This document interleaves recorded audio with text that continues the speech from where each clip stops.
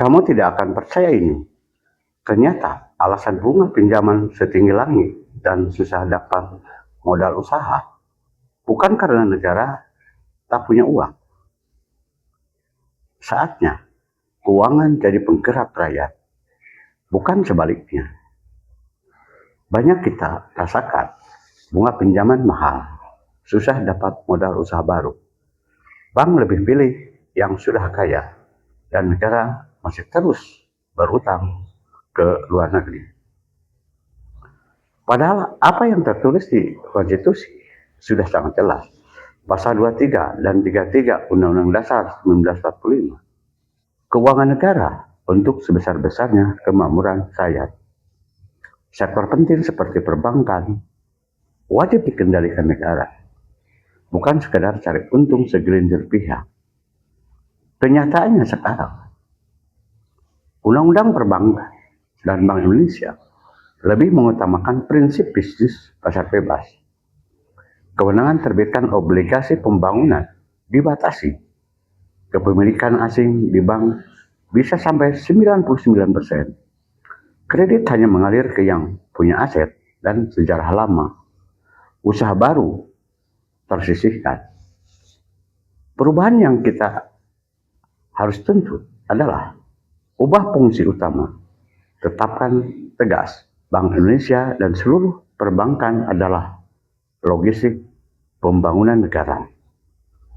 Bukan sekadar perusahaan cari untung. Kebijakan mengikuti tujuan nasional, bukan keinginan pasar semata. Kembalikan kedaulatan obligasi. Bank Indonesia berhak penuh terbitkan obligasi pembangunan yang nilainya berdasarkan aset nyata negara, bukan spekulasi pasar. Bebas dari utang luar negeri yang membelenggu. Dana pembangunan terjamin. Suku bunga umum bisa turun rendah secara alami. Bank swasta tetap berdiri, namun diatur negara.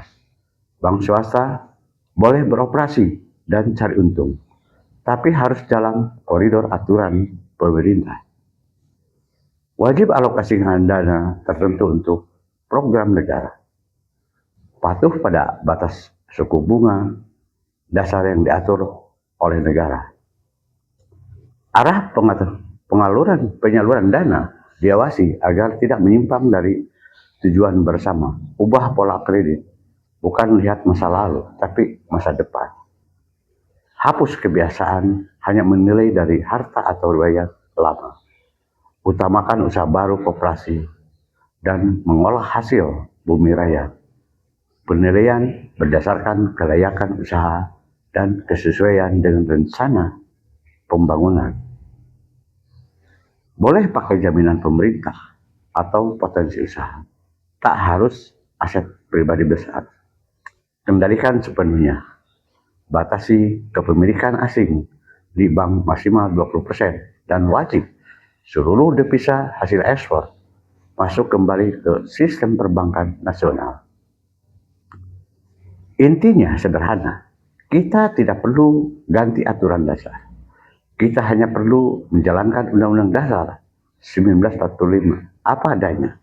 Jangan biarkan yang seharusnya melayani negara malah mengatur negara. Mari bersama tuntut revisi Undang-Undang Perbankan dan Undang-Undang Bank Indonesia.